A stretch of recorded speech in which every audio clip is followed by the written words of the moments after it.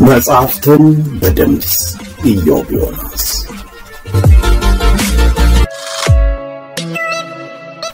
አሻሮ መንጋ የኛ ፓርቲ ገና ተወለደም። አሻሮ መንጋ የኛ ፓርቲ ገና ተወለደም።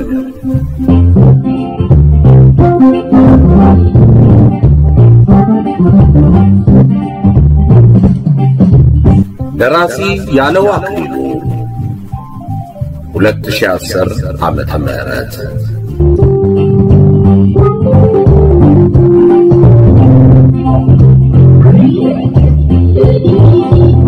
ተራኪ ኢዮብ ዮናስ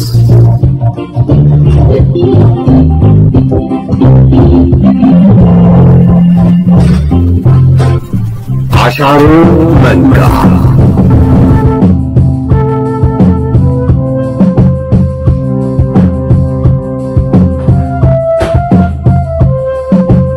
ክፍል 18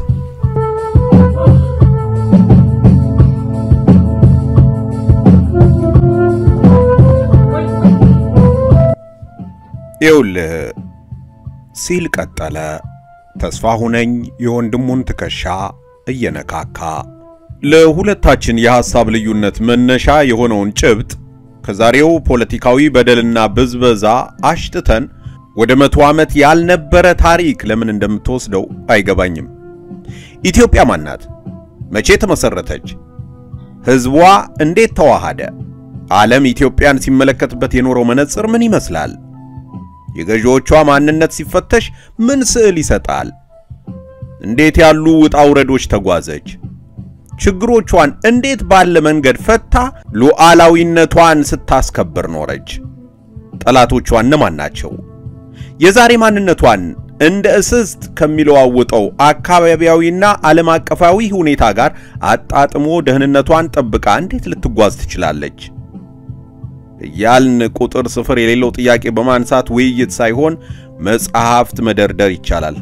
በታሪክ ማህደር የሚኖረውን ክቡር ስፍራ ሳናቃልል ሳንበርዝ ሐቁን ለትውልድ ማስተላለፍ እንዳለብን አያጠራጥርም። እንዲህ አይነት ቁም ነገር በኢትዮጵያ ብቻ ሳይሆን በማንኛውም ሀገር የሚከናወን ስለሆነ አይነቀፍም። ይሁን እንጂ የኛን ጉዳይ ልዩ የሚያደርገው አዲስ በሽታ ተፈጥሮ ዘረኛ ቫይረስ በመድራችን እየተረጨ በጋራም ሆነ በተናጠል ወደማያስኖር የእልቂት ዋዜማ እየገፋን ይገኛል። ኦሮሞ ማን ነው? ከየት መጣ? ከሌላው ህዝብ ጋር እንዴት ተዋሃደ? በኢትዮጵያ ሶሺዮ ኢኮኖሚ ታሪክ ምን ድርሻ ነበረው? የሚሉ እውነታዎች ምንነታቸው የማይታወቅ ሆኖ አይደለም፣ እንደ ተራራ ገዝፎ የሚታይ ማስረጃ ሞልቷል። ዛሬ ላይ ኦሮሞን ቀርቶ ራሳቸውን እንኳን የማይወክሉና አስተሳሰባቸው ካፍንጫቸው ፈቅ የማትል ጀብደኞች በሚሞነጭሩት ዝብርቅርቁ የወጣ ልቦለድ ታሪክ አጥፍቶ በአዲስ ድሪቶ መተካት በጭራሽ አይቻልም። የዓለም የታሪክ ሊቃውንት ከኛ በላይ አንጋጠው ይስቁባቸዋል። የኢትዮጵያ ታሪክ የተጻፈው ከኛ በበለጠ በእነሱ ጣቶች ስለሆነ የተሰደቡ ያህል ያማቸዋል፣ ይታዘቧቸዋል። በእውነት ላይ የተመረኮዘ ክርክር አንስቶ ለመብት መሟገት ያባት ነው። ከየቡና ቤቱ የተለቃቀሙ መንደርተኛ ቀልዳ ቀልዶች እየተጠቀሱ በሀገርና በህዝብ ህልውና አደጋ መደንቀር አሳዳጊ የበደለው ስዳደግ ከመባል ውጪ ለውይይት የሚያበቃ ቁም ነገር የለውም። እንዲህ ካሉ አእምሮ ቢስ ቅጥረኞች ጋር በብዕርም ሆነ በአንደበት ሰጥ ገባ ውስጥ መግባት ራስን ማዋረድ ስለሆነ ንቆ መተው ይመረጣል። ማንም ቢሆን ካቻውና ከመሰሉ ጋር እንጂ ከመንደር ውርንጭላ ጋር በንትርክ ከተጣመደ ተዋራጁ ራሱ እንደሚሆን ማወቅ አለበት። ዛሬ ላይ ስለደረሰብህ በደል ተናገር ሲባል ድሮ እንዲሆኖ እያለ ተረት ከሚያወራ አዛባ ምን ይጠበቃል? መብትህን በጋራ አስከበር ሲባል እኔ ብቻዬን በሞት ይሻለኛል እያለ ከራሱ አልፎ ሌሎችንም ለጥቃት ያመቻቸ ከሚያስመታ ደንቆሮ ምን ይፈይዳል? ከሰውነት ወርዶ እንደነዱት የሚነዳ እንዳገላበጡት የሚንከባለል ዕቃ ከመሆን የከፋ ምን ዝቅተት አለ? የኦሮሞ ዘረኛ ፖለቲከኞችና ኢሊቶች የእንገንጠል ፕሮፓጋንዳ ይዘትና ማንነት ይችናት። መጀመሪያ ነገር ልገንጠል የሚል ሰው የማንን ሀገር ሊገነጥል እንደፈለገ በሰከነ አእምሮ ማሰብ ይጠበቅበታል። እንካ ውሰድ ብሎ ርስቱን በጸጋ የሚያስረክብ ስለመኖሩስ እርግጠኛ ነው? አረካካቢውስ ማን ነው? ከዚያ በኋላ እስከ ዓለም ፍጻሜ ተደላድሎ በሰላም የሚኖርበት ምቹ ሁኔታስ አለ ወይ? የዛሬውን ገጽታ እንዳልነበረ አድርጎ የሚቀይር ጂኦፖለቲካ ሊከሰት አይችል ይሆን? የሚያስከትለው አሳዛኝ ውጤት መቀበልስ የሚያስችል አቅምና ቁርጠኝነት አለ? ሌላው ቢቀር እንዲገነጠል ሴራ በተጠነሰሰለት ብሔር መካከል ያስተሳሰብ የዓላማና የስነ ልቦና ውህደት አለ? አድሮ የሚፈነዳ ራስ ጨራሽ ቦምብ የለም? በመንደርተኛ ስሜት የሚቧጨቅ በመናናቅ የሚተቻች በሃይማኖታዊ አቋሙ ግብቡነት የሌለው በዘር ሐረጉ የተዥጎረጎረ እርስ በርሱ ስለማይተማመን በየመንፈቁ እየተባላ የሚበታተን ትንሽ ዱላ ሲያሳዩት እየዘለለ ገደል የሚገባ ጥራዝ ነጠቅና ዝና ወዳድ ውርጋጥ በራሱ ላይ ባይጫወት ይሻላል። የሚያስባት ህልምና በመሬት ላይ ያለው እውነታን ለማገናዘብ ያለመቻሉ ያሳፍራል፣ ያሳዝናል፣ ያማል። አርፎ ቃሪያና ሽንኩርቱን እየነገደ እንዳይኖር በኦሮሞ ልጆች ደምና ህይወት ቁማር ይጫወታል። ሌላው ቢቀር አንድ ትንሽ ማሳያ እናንሳ። የሶማሊያ ሪፐብሊክ በ1969 ዓመተ ምህረት ወረራ በፈጸመችበት ወቅት የይገባኛል ጥያቄ ያነሳችው በወሎ፣ በጎንደር ወይም በባህር ዳር ላይ እንዳይመስልህ በኦጋዴንና ዛሬ ኦሮሚያ ብለን በሰየምነው ምስራቃዊ ደቡባዊ ክልል ላይ ነው። የዚያ አካባቢ ነዋሪዎች ዓላማውን ተቀብለው ሶማሊያ አቦ የእስላማዊ ኦሮሞ ነፃ አውጪ እያሉ ከዚያድ ባሬ ወራዲ ጦር ጋር ተባብረው ወግተውናል። የሶማሊያ ሪፐብሊክ ባለ 5 ኮከብ ባንዲራ የተቀረጸው ያቺ ሀገር ከጅቡቲ ከኢትዮጵያና ከኬንያ የምትፈልገው ግዛት እንዳላት በማረጋገጥ እነዚህን ስፍራዎች አስመልሳ ታላቋን ሶማሊያ ለመገንባት የማይቀለበስ አቋም እንዳላት ለማሳየት ነው። ከኛ የሚወሰደው መሬት ድፍን ሐረርጌ፣ ኦጋዴን፣ ባሌ፣ አርሲ፣ ደቡባዊ አፋር እስከ አዋሽ እና በለስከቀና እስከ ናዝሬት እንደሆነ በተደጋጋሚ ይፋ ሲያደርጉ ኖረዋል። ያ ባንዲራና ስትራቴጂ ዛሬም አልተቀየረም። ታዲያ ለኦሮሚያ ሪፐብሊክ የታጩት ኢሊባቡርና ወለጋ ናቸው። ሶማሊያ ከአልሸባብ ጋር የገጠመችው ውጊያ በእኛው ልጆች መስዋዕትነት ረግቦ መረጋጋት ስትጀምር እኛ በሞትንለት ሰላም ከበርቴ የአረብ ሀገራት ከየጥቅማቸው አንፃር ትርፍ ሊያጋብሱ መልህቃቸውን ጥለዋል። ሶማሊያ ጠንክራ ስትቆም ምን ጊዜም በማይናወጥ አቋሟ ላይ ሐውልት መገንባቷ አይቀርም። የአረብ ሊግ ሀገራት በዶላር ያንበሸብሿታል፣ ያስታጥቋታል፣ መረማመጃ ያደርጓታል። እኛ በሰሜንም ከሻዕቢያ ጋር አይንና ናጫነን። ሱዳንስ ማናት? በማያወላዱ ጎረቤቶች የተከበበች ሀገር ውስጧ እንገንጠል በሚሉ ቧልተኛ ልጆች ጨዋታ ስትጀምር መዳረሻዋ የት ይሆን? የኦሮሞ ቅጥረኛ ልሂቃን ከሌላው ህዝብ ተነጥለው ከዓመታት በኋላ ዙሪያቸውን ምን እንደሚጠብቃቸው እንኳን የሚያሰላስሉ ጀብደኞች ናቸው። እየታገልንልህ ነው በሚሉት ህዝብ መሃል ለጠላቶቻቸው የሚከራከር ባንዳ ታቅፈው ለሶማሊያ ሪፐብሊክ ራዕይ መሳካት የኦሮሞ ህዝብ የአብርሃም በግ አድርገው ለማቅረብ መነሳታቸው ደጋግሞ ያማል። ያውም ማፈግፈጊያ እንኳን እንዳያገኝ ከአማራው፣ ከሲዳሞ፣ ከጋምቤላውና ከአኝዋኩ ጋር ሁሉ እያባሉት። በእርጋታ እናስብ። ግራኝ አህመድን እያስታጠቁ ለአጼ ልብነ ድንግል ሽንፈትና ለጂሃዱ ዘመቻ የጀርባ አጥንት የነበሩት ቱርኮች ዛሬ ሐማሬሳ ላይ ሰፍረዋል። የጀግናው 3ኛ ክፍለ ጦር ካምፕ ፈርሶ እነርሱ ይንጎማለሉበታል። በዚህች ምድር ላይ ምን እየተሰራ ነው? የሐረሪ ልጆችን የኛ ደም አለባቸው እያሉ የሚያቆላምጡ ስትራቴጂስቶች የሩቅ ግብ ምንድነው? ይሄ ትዕይንት ድንበር ዘሎ ቤተ ጉራጌ ተሻግሯል። እውን ብዙ ሀብት ያፈሱ ሃይማኖታዊ ትምህርት ቤት፣ ሆስፒታል፣ የእርዳታ ማዕከል፣ የሥራ ፈጠራ ተቋም መስርተው ለአካባቢው ህዝብ ነፃ አገልግሎት ልንሰጥ መተናል የሚሉን ካንጀት ነው? በኦሮሞ ልጆችና በሐረሪዎች መሃል የሚሰነቀር ቁርሾ ተክሎ በገዛ መሬቱ አንዱን ጠቅሞ ሌላውን አክስሞ የመነጠል ተንኮል ይኖር ይሆን? የሐማሬሳው ማዕከል የጉዞ መስመር መዳረሻ ታውቋል። የዚህ ጥንስስ ተፍለቅልቆ ሲበስል አደጋው ኦሮሞን በአመለካከት በእምነትና በሃይማኖት ለሶስት ሰንጥቆ የሚያቆራቁስ ሴራ አዝሎ እንደሆነ ብንጠረጥርስ? ከዚያማ ዚያድ ባሬ ድንበሬ አዳማ ድረስ ይዘልቃል ላለን ራዕይ ጥርጊያውን ቢመቻች ሊደንቀን ነው? የአረብ ሊግ ኢትዮጵያን የራሱ ሀብት ለማድረግ ከጥንት ጀምሮ የጠነሰሰው ግብ ቢሳካ ምን ያስገርማል? በሰሜን የኤርትራ መገንጠል ተሳክቷል። በምስራቅም ሌላው ቲያትር ተጀምሯል። ቱርኮች ገና ባልተረጋጋችው ሶማሊያ ዘመናዊ የጦር ሰፈር አቋቁመዋል። እኒህ ከአሸባሪዎች ጋር እየተጎዳኙ የመካከለኛውን ምስራቅና የአፍሪካን ቀንድ ያምሳሉ ተብለው የሚጠረጠሩ መንግስታት በቤታችንና በአካባቢያችን ምን ያንገዋልላቸዋል? ኢንቨስትመንት ድንቄም። እኛ ለሶማሊያ ሰላም ስንዋደቅ ጠላቶቻችን ከዚያው እየተንደረደሩ እኛኑ ምርኮ የሚጥሉበት ሴራ ያውጠነጥናሉ። አንዳንድ የኦሮሞ ሊቃን ስንኩል ፖለቲከኞች በፌስቡክና በየምናምንቴው ይህንን ለማሳካት በድብቅ ተነሱ፣ ታጠቁ፣ ጊዜው አሁን ነው ይሉናል። በሞኝ ክንድ እባብ ይለኩበት የተባለውን የድል ፈሊጥ በኦሮሞ ልጆች ሕይወት ሊያሳኩ ያደባሉ። ወንድም ያለሙ የታሪክ ምሁር ነህ። ላንተ የማይነገረውን እየቀባጠርኩ ባደነቁርህ አትፍረድብኝ። በትንሹ ዕውቀቴ ብልጭ የሚልብኝን አደጋ ባስታወስኩ ቁጥር ስጋቴን እንድትጋራኝ ፈልጌ ነው የምነተርከ። የኦሮሞ ልጆች በያሉበት ቆም ብለው ቢያስቡ ይበጃል። እየደለሉ ለጥይት የሚማግዷቸውና ለወደፊቱ መቀበሪያ መሬት ሊያሳጧቸው የሚፈልጉ እስስቶችን ማንነት ሊወያዩበት ይገባል። ሳይጠራጠሩ በለት ብሶት እየተንደረደሩ ከሚዘልቁበት አዘቅት መውጫ እንዳያጡ መመካከር ይጠበቅባቸዋል። የሚገፋፏቸው ሰዎች ለድብቅ ዓላማቸው ምን እንደሚከፈላቸው ሳይመረምሩ አያምልኳቸው። ሃይማኖታዊ ተልእኮ አንግበው በህዝባዊ በደል ሽፋን ሊያሳኩ የሚፈልጉት ግብ ምን እንደሆነ በጥንቃቄ መፈተሽ አለባቸው።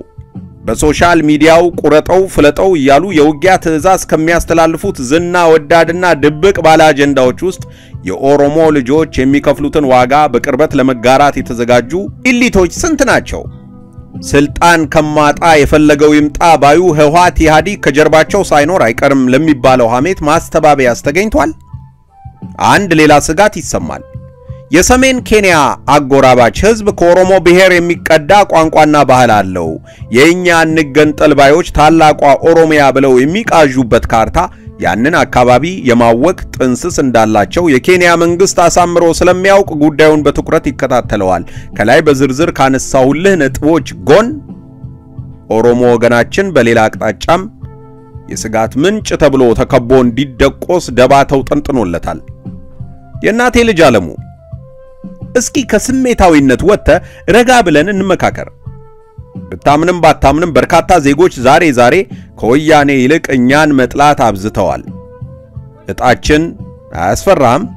እነ ሳውዲ አረቢያ፣ ግብጽ፣ ሃይማኖት ተኮር አውሮፓዊ ተቋማት፣ ከበርቴ አክራሪ የአረብ ሀገራት ቡድኖች ጠይቁን እንረዳቸዋለን የሚሉት ለኦሮሞ ልጆች ሰብአዊና ዲሞክራሲያዊ መብት ተጨንቀው ይመስልሃል? የማታ ማታ መታረጃ ካራችንን እየሳሉልን እኮ ነው። በላባችንና በደማችን የገነባናትን አገር ለማን አስረክበን ነው የምንሄደው? ራሳችንን ከራሳችን መገንጠል ይቻለናል? ከኢትዮጵያ ልገንጠል ብሎ ለሚነሳ ከሃዲ ቀድሞ ህመሙ ሊሰማው የሚገባ ኦሮሞ እንደሆነ እንዴት አናስብም? ኦሮሞ ለኢትዮጵያ ድርና ማግ የህልውና እምብርት በስጋ በደም በጅማትና ባጥንቷ ውስጥ የሚንከላወስ ነፍስ እንጂ ትርፍ ስጋ አይደለም። ይቺ ሀገር ያለ እርሱም ያለ እርሷ የማይኖሩ ውህድ ናቸው። ኦሮሞ መሄጃ መራመጃ የሌለው በወጥመድ የተከበበ ታዳኝ ነው። ህወሓት ከሱዳን ጋር ፍቅር ሲጀምር ኦነግ ከዚያ ምድር ብን ብሎ እንዲወጣ የተደረገበትን አጋጣሚ ሌላ አብነት አድርገህ አስታውሰው። የህወሓትና የቀድሞ ገዢዎቻችንን ድርጊት መጥላት ከናት ሀገር ጋር የሚያቆራኝ ጥላቻ ሊያሳድርብህ አይገባም። ኦሮሞ ለኢትዮጵያ ህልውናና የተስፋ መሰረቷ እንጂ የስጋት ምንጭ አይደለም። ይሄ ጀብደኛ ጥሬ ፉከራ መጥፊያችን እንጂ የልማታችን ምንጭ እንደማይሆን አስተውል። 10 ዓመታት ታግለው ነፃ ወጡ የተባሉት ደቡብ ሱዳናውያን እልቂትና ትርምስ ሌላ ማሳያ አድርገው ወሰደው። እኛማ ውስጣችንም አካባቢያችንም ክብሪት ቢያሳዩት ቦግ የሚል ደረቅ ሳር ክምር ነን። ኦሮሞ በሳት የተከበበ ህዝብ ነው። ረጋ ብላ አስብ። ዶክተር ዓለሙ ፊቱ ጠቁሮ ግንባሩን አላበው። ውስጡ በሐሳብ አምቧጓሮ እንደታመሰ ያስታውቅበታል። ፊቱን በመዳፉ ሲያሻሽ ቆይቶ እኔ ምልህ አለው፣ በብሔር እኩልነትና ማንነትን በማስጠበቅ አይዲዮሎጂ ታምናለህ ሲል ጠየቀው። ምን ጥርጥር አለው? የኤርትራና የትግራይ አመጽ ሰበቦችስ እነዚሁ አይደሉ? ኦነግ የሚያላምጠውም ይሄንኑ አኞ ሶሻሊስታዊ ቲዮሪ ነው። ኢትዮጵያ ፌዴራላዊ ስርዓት መምረጧ ሸጋ ነው። አወቃቀሩን መሰረት የሚያደርጉ መለኪያዎች ግን ሰፊ ጥናትና ምርምር ይጠይቃሉ። ለፍጅት ሳይሆን ለፍቅር የቆመ አንዱን አክብሮ ሌላውን በደህንነት አደንቁሮ ለሚገዛ መርዘኛ ስትራቴጂ ሳይሆን በእኩልነት በተሰመረ ስርዓት አንዲት ሀገር ለሚገነባ ፌዴራላዊ አስተዳደር ልዩ ከበሬታ ሰጣለሁ። ዓለሙ አይኖቹን ለሰከንዶች መሬት ላይ ተክሎ እስኪ ስለ ፊንፊኔ ዙሪያ ማስተር ፕላን፣ ስለ አፋር ኦሮሞ ቋንቋ እድገትና በሕገ መንግስቱ ስላለው የኛ ልዩ ተጠቃሚነት ያለህን አቋም ንገረኝ ሲል ጠየቀው። መጀመሪያ ነገር ሲል ቀጠለ ተስፋሁነኝ፣ በሕገ መንግስቱ ስለሰፈረው ብለህ ያነሳው ሐሳብ እንደማልቀበለው ልግለጽልህ። ሶስት ሰዎች እየተቀላለዱ የጻፉትን ድርሰት የኢትዮጵያ ገዢ ሕግ ነው ብለህ ባትወስደው ወዳለሁ። የፊንፊኔ ዙሪያ ከአዲስ አበባ ጋር በማስተር ፕላን ሊያዋህዱብን ስለሆነ ተነሱ ታጠቁ የሚለው ቅስቀሳ መላቅጦ የጠፋ ፕሮፓጋንዳ ሆኖብኛል። ይሄ ጩኸት ከህወሓት ኢህአዲግ ጋር ያለውን ጥላቻ መቆስቆሻ ከመሆን ያለፈ ፍሬ የለውም። አዲስ አበባ በኦሮሚያ ክልል የተጠቃለለ ባይሆን ኖሮ በዚህ አሳበው ለሌላ ክልል ሊያስረክቡን አሴሩብን ተብሎ ለመጮህ ያመች ነበር። በአንድ በኩል ወደዚያ ካስጠጋችሁን ሞተን እንገኛለን እያሉ፣ በሌላ በኩል አዲስ አበባ የኛ መሬት ስለሆነች ከከተማዋ የምናገኘው ልዩ ጥቅም ይከበርልን ብሎ መጫጫ ስሜት አይሰጥም። አዲስ አበባ በኦሮሚያም ገባች በአማራ እድገቷን ማንም ሊገታው አይችልም። ህዝብ ይጨምራል፣ ኢንዱስትሪ ይስፋፋል፣ የአኗኗር ዘይቤ ይቀየራል። ቴክኖሎጂው በመጠቀ ቁጥር የሚያስፈልጉ ግብአቶች አይነትና ብዛት ያድጋል። የመሰረተ ልማት ዝርጋታና ፈጣን የህዝብ እድገት ጥያቄ ካልተጣጣመ ሶሺዮ ኢኮኖሚክ ስርዓቱ ይናጋል። የአፍሪካ መዲናና ዓለም አቀፍ የዲፕሎማቲክ መናኸሪያ ተብላ የምትጠራው ከተማ እንደበረደው ሰው ተጣጥፋ ባለችበት ትቀራለች ብሎ ማሰብ የግንዛቤ ችግር ያለበት ውጤት የለሽ መከራ ስለመሆኑ ላረጋግጥልህ እችላለሁ። ጥያቄው ከአንድ ሀገር ህዝብ የመነጨ ቅሬታ ከመሆኑ ይልቅ የሁለት ሀገሮች ጠብ እስኪመስል ድረስ መናፈሱም ኢትዮጵያ ምን ያህል አደጋ ላይ እንዳለች የሚጠቁም ማስረጃ ከመሆኑ በቀር መሬት የሚነካ ፍሬ የለውም። በዙሪያው ያሉ ወገኖቻችን እትብታቸው ከተቀበረበት እርስታችን ብለው ቤተሰቦቻቸውን ከሚያስተዳድሩበት ባድማ በልማት ስም ሲባረሩ በአንድ ብር ከ50 ሳንቲም ስሌት ካሳውሰዱ እየተባሉ የተፈናቀሉበትን ግፍ ታሪክ በጥቁር ቀለም ይጻፈው እንጂ ሌላ ምን ይባላል? ቤተሰቦቻቸውን በትነው በየአቅጣጫው ለዕለት ጉርስ ሲሰደዱ በእነርሱ መሬት ላይ ሙሰኛና ባለጊዜ ነገሰበት። ይህም በደል በየልቦናችን እንጻፈው። ይህን ማን ፈጽመው? የኦሮሞ ባለስልጣናትና የበላይ ጠባቂዎቻቸው አይደሉም? ስደቱና ብዝበዛው ይቀጥል? እንዴት ሆኖ? የዚህ የግፍ ጽዋ ባለተራዎችና ሰለባዎች ከያሉበት እየተፈለጉ ህይወታቸውን የሚለውጥ ካሳ ይከፈላቸው። የኦሮሞ ልጆች እንደም እየጠጡ ለዚህ የዳረጓቸው ኦሮሞ ባለስልጣናት አምላክ ይፋረዳቸው። እኚህ ሆዳም ፖለቲከኞች የሚጠቀሙበት አንድ ብልሃት አለ። እስኪ ጠረቁና ስልጣን እስኪያንገሸግሻቸው ድረስ ለህወሓት ኢህአዲግ የጫማ ሶል ይሆኑና ይዘርፋሉ፣ ያዘርፋሉ፣ ይገድላሉ፣ ያስገድላሉ። እድሜያቸውን አገባደው አይቀሬው ተጠያቂነት ጉም ሲል ደግሞ እንዳሻንጉሊት ሲጫወቱበት ወደ ኖሩት ህዝብ ይጠጉና ጩኸቱን ቀምተው የተቃውሞ ትግል ፊት አውራሪ መስለው ነፍስ አድን ድራማ ይተውናሉ። ይህችን የምታቅለሸልሽ መሰሪ ስልት ከክልል ፕሬዝዳንት አንስቶ እስከ ቀበሌ ሊቀመንበር ድረስ ተሹመው የነበሩ ባለስልጣናት ተጠቅመውባታል። የቀናቸውም አውሮፓና አሜሪካ ገብተው በሌላ ካባ በህዝብ ሰቆቃና በአገር ነፍስ ቁማር መጫወት ቀጥለዋል። እድሜ ይስጠን እንጂ እንዲህ ያለ አክሮባት ገና እስኪሰለቸን ድረስ እንደምንመለከት የታወቀ ነው። አስገዳጅ ለሆነ መሰረተ ልማት የሚፈለግ ስፍራ ካለ አገር ማደግ አለባትና ዛሬም ቢሆን የሚያመረቃ ካሳ ከበቂ ምክር ስልጠናና ቁጥጥር ጋር ይከፈል። የአንዱ ህልፈት ለሌላው አዲስ ህይወት የሚያደምቅበት ጨካኝ ፖሊሲ ይቀየር። ከዚህ ውጪ ወደ ፊንፊኔ ተወሰደ፣ ወደ ልዩ ዞን ሄደ፣ ወደ ግራ ተለወጠ፣ ወደ ቀኝ ተለጠጠ የሚል ተቃውሞ ነገን የዘነጋ በዛሬ ትኩሳት አይቀሬውን የህብረተሰብ እድገት ታሪክ የረሳ ስሜታዊ ጫጫታ ስለሆነ የትም አያደርስም። የኤሌክትሪክ ኃይል ይዘርጋል ሲባል አልፈልግም በምንጭ ውሃ ነው ያደኩት፣ መንገድ ይሰራልህ ተብሎ ሲቀሰቀስ አህያዬን ጋልባለሁ የሚል ሰው በዚህ ስልጡን ዘመን ሊኖር ስለማይችል ራሱን ይጠይቅ። ዳግማዊ ሚኒሊክ ለ30 ሴኮንድ ከመቃብር ቀና ብለው የተወዛገብንበትን ይህንን ጉድ ቢሰሙ በሳቅ ፍርስ ሲሉ አይታየህም?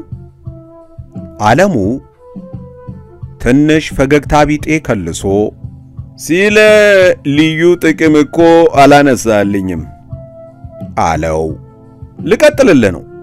ሲጀመር ልዩ ጥቅምና ልዩ ገዛ የሚታሰብለት አቅመ ደካማ፣ አካል ጉዳተኛ፣ ጾታዊ በደል የደረሰበት ድሃ፣ አረጋውያን እና ከፍ ሲል በታሪክ አጋጣሚና ሌሎች በስልጣኔና በምጣኔ ሀብት ሲደራጁ ኋላ የቀረ ህብረተሰብ ነው። የኦሮሞ ፖለቲከኞችና ለሂቃን ኦሮሚያ በሀብት በውበት በሊቃውንት በስፋት ማንም የማይተካከላት ሌሎችን እየመገብን ተርፎን የምንኖር ረሃብ፣ ድርቅ፣ ቸነፈር የማናውቅ የምድር ዓላማቸውን የሚቀጩ ህዝቦች ያሉባት መሬት ባለቤት ነን ይላሉ። ታዲያ አዲስ አበባ ላይ የነቢጤ መስል ባካችሁ ልዩ ምጽዋት ጣሉልን እያሉ አኩፋዳ ይዞ መለመን ምን አመጣው? አዲስ አበባ የተቆረቆረችው ከዳግማዊ ሚኒሊክ ዘመነ መንግስት በፊት ንጉስ ሳህለ ስላሴ አጼ ልብነ ድንግልና እና አጼ ዳዊት የጣሉትን መሰረት ይዛ ነው። እቴጌ ጣይቱና አጼ ሚኒሊክ በድንገት ወይም ከባዶ ተነስተው የመሰረቷት አይደለችም። አዲስ ነገር አለ ከተባለ ለኢትዮጵያዊቷ መዲና አዲስ አበባ የሚል ስያሜ ማውጣታቸው ነው። በተረፈ አዲስ አበባ የማናት የሚለውን ዘረኛ ጥያቄ ያላመጡ ራሴን ወደሚቃረን አስተያየት መግባት አልፈልግም። ጉዳዩ ከታሪክና ከህግ አንጻር ስላለው ተቀባይነትም ሆነ ነቀፌታ አላትትም። አዲስ አበባ የትግሬው፣ የአማራው፣ የአፋሩ፣ የወላይታው፣ የሲዳማው፣ የኦሮሞው፣ የጉራጌው፣ የሶማሊያው፣ የአደሬው፣ የጋምቤላው ርስት ናት። የ90 ሚሊዮን ኢትዮጵያውያን አያት ቅድመ አያት በባዶ እግራቸው እየሄዱ አቡጀዴ አገልድመው እያረሱ በጢሻ እየኖሩ የጣመ ሳይበሉ ሳይማሩ ካውሬ ህይወት ባልተናነሰ ኋላ ቀርነት እየዳከሩ ነገር ግን ሳይሰልሱ የመንግስት ግብር እየከፈሉ የገነቧት ከተማ ናት። ባለፉት መንግስታት ሁሉም ነገር ወደ አዲስ አበባ እየተባለ ሌሎች እየቆረቆዙ የኢትዮጵያውያን ላብና የደም ዋጋ እየተቀበለች የተሰራች ከተማ ናት። አዲስ አበባን መንካት በእሳት እንደመጫወት ይቆጠራል።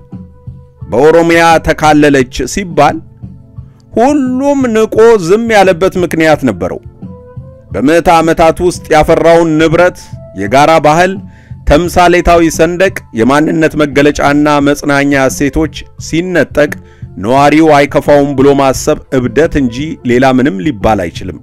ይባስ ብሎ ካሁን በኋላም ሁሉም ክልል በሚከፍለው ግብር በአዲስ አበባ መስተዳደር በኩል ለኦሮሞ የተለየ ጥቅም አስጠብቅለት ብሎ መንሾካሾክ እምቢ አልፈርስም ብላ በኪነ ጥበቡ የቆመችዋን ሀገር ለመበቀል ተፈልጎ ካልሆነ በቀር ጤነኛ ጥንስስ አይመስለኝም። ራሱና አያት ቅድመ አያቶቹ አዲስ አበባ ተወልደው አድገው አርጅተው አጽማቸው ያረፈ ርስታቸው ከአጽማቸው አፈር ጋር የተቀላቀለ ምዕተ ዓመት ተሻግሮ ሸገር ባድማይናት የሚሉ ሚሊዮኖች የት ሊጣሉ ነው? አዲስ አበባ እኮ የራሱ ባህል፣ ስነ ልቦና፣ እሴትና የማይበጠስ ምጣኔ ሀብት ቁርኝት መስርቷል። የኛ ስደተኞች በአውሮፓና በአሜሪካ ካላቸው መብት ባነሰ በገዛ ሀገሩ በነጻነት የሚኖረውን ህዝብ ባዕዳን ሁለተኛ ዜጋ ያደረግን ልንነፍገው ነው? ኧረ ለወሬ የማይመች አሳፋሪ መሳቂያና ሴረኛ ህልም ነው። የኦሮሞ ልጆች በዚህ አያፍሩም ብለህ ታስባለህ አለሙ? ይሄ ለኛ ስድብ ነው። የአዲስ አበባ ነዋሪ ቤት አጥቶ እየተንከራተተ በኑሮ ውድነት እየተጠበሰ ህወሓት ኢህአዲግ ባመሰቃቀለው ስርዓት ቁም ስቅሉን እያየ ኦሮሞ ከሰውነት ባህሪ የወጣ ጭካኔ ያለበት ይመስል ከነዚህ ምስኪን ወንድሞቹ እህቶቹ እናቶቹና አባቶቹ ጉሮሮ እየነጠቀ እኔ ብቻ ጠግቤ ልፈንዳ ይላል ብሎ ማሰብ ይከብዳል። በዚህ ርህራሄ የለሽ ጎዳና የሚራመድ ካለ እርሱ ኦሮሞም ኢትዮጵያዊም አይደለም። ካለም ልቡ እንገነጠላለን ከሚሉት ጎራ የተቀላቀለ ህልመኛ እንጂ አብሮን ሊኖር የተዘጋጀ ወገናችን እንዳልሆነ አትዘንጋ። አለሙ መጀመሪያ ላይ ትኩሽ ሆኖ እንዳልነበረ እድሉን ለተስፋው ነኝ ሰጥቶ የጠያቂና ተጠያቂ ሰንሰለት አበጅተው በእርጋታ ያዳምጠዋል። ስለ ቁቤስ ምን ትላለህ ሲል ጠየቀው።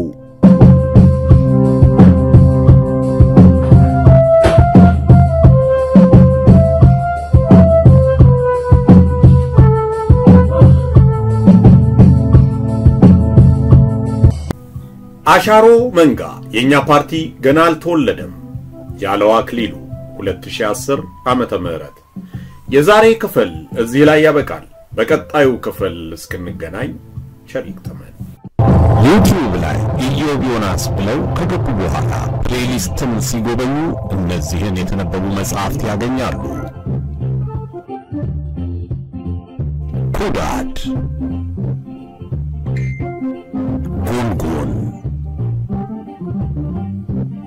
እነጓ፣ ዝጎራ፣ መርበብት፣ ራምቦ፣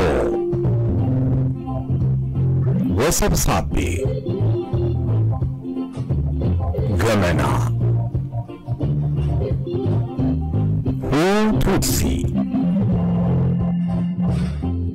ፍትሃዊ የጠጅ ክፍፍልና ሌሎች የኢትዮ ኤርትራ የስፖርት ታሪኮች፣ ምርኮኛ፣ መጽሐፉ፣